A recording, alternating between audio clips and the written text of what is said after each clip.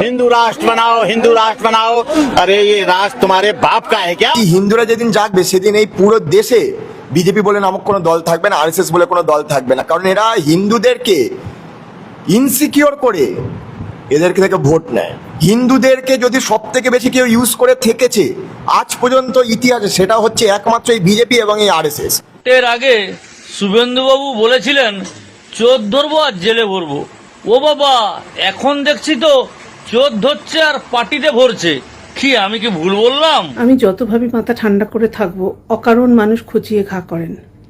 একটা কথা পরিষ্কার বারবার করে বলছি, ভারতবর্ষ এখনো পর্যন্ত হিটলারের হয়নি, এখনো পর্যন্ত এখানে কথা বলা বারণ হয়নি, কনস্টিটিউশনকে ভুল বলা হয়নি, এখনো পর্যন্ত কোর্ট কোনো অর্ডার দেয়নি যে আমরা কথা না বলে চুপ করে থাকব। জনগণের এগেনস্টে কোনো অর্ডার দেওয়া হয়নি এখনো। তাই যারা আমার প্রোফাইলে এসে আমি কেন মমতা বন্দ্যোপাধ্যায়কে ভালোবাসবো, আমি কেন এই ভিডিওটা দেব, আমি কেন সিপিআইএম এর কোনো কর্মীকে ধরা হলে তার ছাড়ের জন্য বলবো, আমি কেন বাংলা পক্ষের গর্গ চট্টোপাধ্যায়কে ছাড়ার জন্য বলেছি, আমি কেন ওটা করেছি, আমি কেন, এই কোয়েশ্চেনের উত্তর আমি কাউকে দেব না। এটা আমার ওয়াল, আমি সেখানে লোককে ডিস্টার্ব না করে যা ইচ্ছে শেয়ার করতে পারি। আইন, কনস্টিটিউশন, ফেসবুক সর্বোপরি আমাকে সেই রাইট দিয়েছে। ফেসবুকের যদি মনে হয় কোনো অন্যায় আমি বলছি, কোনো অন্যায় আমি করছি, তারাও আমাকে আটকাবে। তাই বারবার খুব যেহেতু সেন্ট্রালে এবং স্টেটে একই ডাবল ইঞ্জিন সরকার আছে, ভয় দেখানোর চেষ্টা করবেন না। সবাই ভয় পায় না, ভয় দেখিয়ে কোনো লাভ হয় না, চালাকির দ্বারা কোনো মহৎ কাজ হয় না। পরিষ্কার কান খুলে শুনে রাখুন, আপনি বিজেপিকে সাপোর্ট করেন, তার গলায় মালা দিন, তাকে যা ইচ্ছা করুন, আমার কিচ্ছু বলবার নেই। আমি কোনোদিন আপনাকে বারণ করতে যাব না, তার কারণ আমি ব্যক্তি স্বাধীনতাতে বিশ্বাস করি। আপনি যদি ব্যক্তি স্বাধীনতাতে বিশ্বাস না করেন, সেটা আপনার পুরুষতান্ত্রিক সমাজে আপনি বেড়ে উঠেছেন, আপনার পরিবারের সমস্যা আছে, তাই আপনি বিশ্বাস করেন না। আমার পরিবারে এমন কোনো সমস্যা নেই। বারবার বলছি, আমাকে জ্ঞান দেবেন না, আমার ফলোয়ার হবেন না, কোনো প্রবলেম নেই, আমি কাউকে হাতে পায়ে ধরবো না। কোথাও যদি ইনভিটেশন চলে যায় সেটা জানবেন, সেটা ম্যানুয়াল ইনভিটেশন নয়, সেটা অটোমেটিক ইনভিটেশন যায়। যদি আপনার আমাকে পছন্দ না হয়, আমাকে দয়া করে আমার ইনভিটেশন গ্রহণ করবেন না, এবং যারা এমনিও ফলো করেন তারা ফলো করবেন না। এটা জেনে রাখুন, আমি বিজেপিকে সাপোর্ট করব না। আমি তা বলে আপনাদের মতো বিদ্বেষীও নই। তারা কোনো ভালো কাজ করলে, দেশের কোনো ভালো করলে নিশ্চয়ই সাপোর্ট করব। Enough is enough. অনেকবার ধরে একই কথা আমাকে বলতে হচ্ছে। আপনাদের নিজস্ব ওয়ালে আপনারা যা ইচ্ছা লিখুন, নিজেদের মোবাইলগুলোকে, নিজেদের ফেসবুকের অ্যাকাউন্টগুলোকে প্রাইভেট রেখে অন্যের ওয়ালে জ্বালাতে আসবেন না। যতবার আসবেন ততবার কলকাতা পুলিশকে ট্যাগ করব। বারুইপুরের ঘটনা মিটতে মিটতেই ক্যানিংয়ে একটি মেয়ের উপরে বেশ কিছু ছেলে মিলে শ্লীলতাহানি করার চেষ্টা করে। এই ছেলেগুলোই কিন্তু আগামী দিনের ধর্ষক, যে ছেলেগুলো আজকে একটি মেয়ের উপরে শ্লীলতাহানি করার চেষ্টা করে। এবং বারুইপুরের ঘটনায় ঠিক যেমন হিন্দু মুসলমানের একটা গন্ধ চলে এসেছিল, সেখানে একটি যিনি নির্যাতিতা মেয়েটি ছিলেন তিনি মুসলিম সম্প্রদায় থেকে বিলং করতেন এবং ছেলেগুলো একাংশ হিন্দু সম্প্রদায় থেকে বিলং করতেন। এখানে উল্টোটা, মেয়েটা হিন্দু সম্প্রদায় থেকে বিলং করছে এবং ছেলেগুলো মুসলিম সম্প্রদায় থেকে বিলং করছে।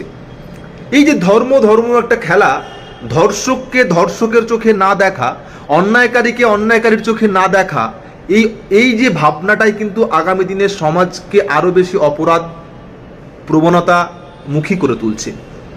আমি বলছি, এই ক্যানিংয়ের ছেলেগুলোকে যদি এখন সঠিক শাস্তি না দেওয়া যায়, তাহলে এরা আগামী দিনে শ্লীলতাহানি থেকে ধর্ষণ পর্যন্ত চলে যেতে সময় নেবেন। এর উপযুক্ত শাস্তি সমাজের সামনে অবশ্যই দেওয়া দরকার, দৃষ্টান্তমূলক শাস্তি দেওয়া দরকার।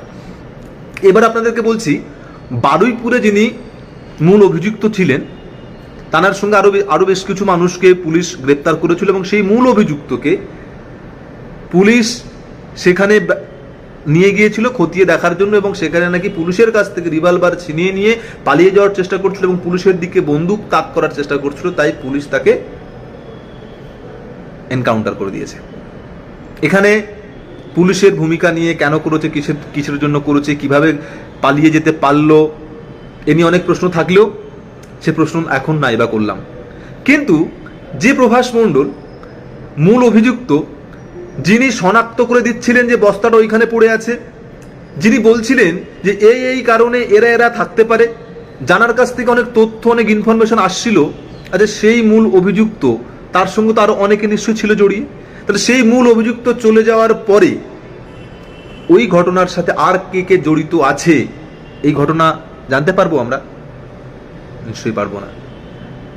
এখানে আরো মাস্টারমাইন্ড কে আছে, কে এই ঘটনাটা প্ল্যানিং করেছিল, কারা করেছিল, কিসের জন্য করেছিল, জানতে পারবো আমরা? আমরা পারবো না। তাই দেশে বিচার ব্যবস্থা আছে, দেশে আইন আছে, দেশের সংবিধান আছে, কোর্ট আছে, আদালত আছে, জজ আছে, ইনভেস্টিগেশন টিম আছে, তাদেরকে বুড়ো আঙুল দেখিয়ে আমরা যারা এই ঘটনায় আনন্দ করছি, আনন্দ পাচ্ছি, ভেবে দেখার অনুরোধ রইল আমরা কোথায় দাঁড়িয়ে আছি, আমরা কোন বিষয়কে নিয়ে আনন্দ করছি। কিন্তু ধর্ষকদের কঠোর থেকে কঠোরতম শাস্তি আইনের মাধ্যমে হওয়া উচিত, কঠোর থেকে কঠোরতম শাস্তি, দৃষ্টান্তমূলক শাস্তি হওয়া উচিত।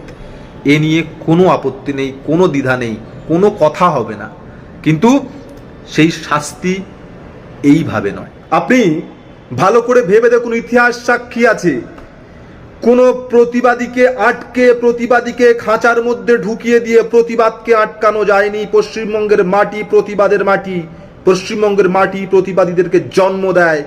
কোনো প্রতিবাদীকে আটকে জেলের মধ্যে ঢুকিয়ে প্রতিবাদকে আটকানো যায়নি। আপনি একটা ভিডিও কোথাও দেখাতে পারবেন যেখানে লায়েক আলী উস্কানিমূলক কোনো রকম কথাবার্তা বলেছে? আপনি একটা ভিডিও কোথাও দেখাতে পারবেন যেখানে মব লিঞ্চিং এর জন্য লায়েক আলী কোনো রকম উস্কানিমূলক কথাবার্তা বলেছে? আপনি একটা ভিডিও কোথাও দেখাতে পারবেন যেখানে রেল লাইন ওপরানোর জন্য লায়েক আলী কোনো রকম উস্কানিমূলক কথাবার্তা বলেছে? বরঞ্চ আমরা দেখেছি পুলিশের পাশে দাঁড়িয়ে উন্মত্ত জনতাকে ঠান্ডা করেছে লায়েক আলীরা। এই লায়েক আলীদেরকে আটকে প্রতিবাদকে আটকানো যাবে না। এই লায়েক আলীরা কোনো দলের নয়, এই লায়েক আলীরা কোনো ধর্মের নয়, বর্ণের নয়, এই লায়েক আলীদের কোনো জাত হয় না, এই লায়েক আলীদের কোনো রং হয় না। এই লায়েক আলীদের একটাই রং, এরা প্রতিবাদী মুখ।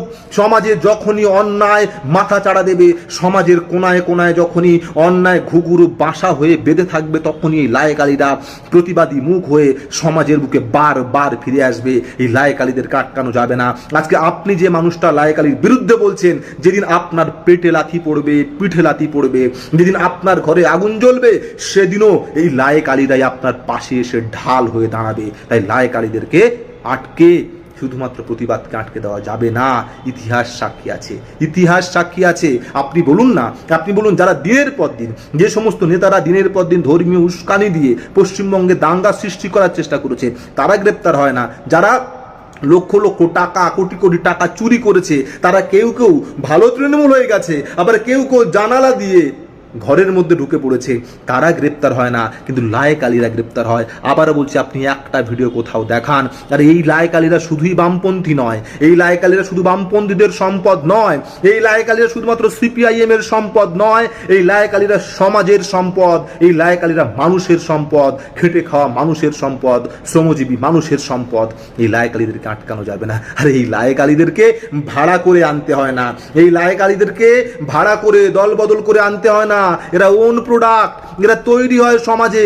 অন্যায়কে রুখে দেওয়ার জন্য। তাই এই লায়কালীরা শুধুমাত্র বামপন্থীদের নয়। আপনি কটা লায়কালীকে আটকাবেন? পারবেন না। একটা লায়কালীকে আটকে প্রতিবাদকে রুখে দিতে পারবেন না। ধর্ষণের বিরুদ্ধে লায়কালীরা ছিল, অন্যায়ের বিরুদ্ধে লায়কালীরা ছিল, আছে এবং থাকবে। আজকে হাজারো হাজারো লায়কালী, শয়ে শয়ে লায়কালী, লক্ষ লক্ষ লায়কালী পশ্চিমবঙ্গের কোনায় কোনায় নজরুল ইসলামের কবিতার সেই লাইনগুলো গাইছে। মোরা বিদ্রোহী রণক্লান্ত, মোরা সেই দিন হব শান্ত, যাবে উৎপৃত্তের ক্রন্দন ধ্বনি আকাশে বাতাসে ধ্বনিবে না, অত্যাচারীর খড়গ কৃপণ ভীম রণভূমে রণিবে না, মোরা বিদ্রোহী রণক্লান্ত, মোরা সেই দিন হব শান্ত। লায়কালীদেরকে আটকে প্রতিবাদকে থামানো যাবে না।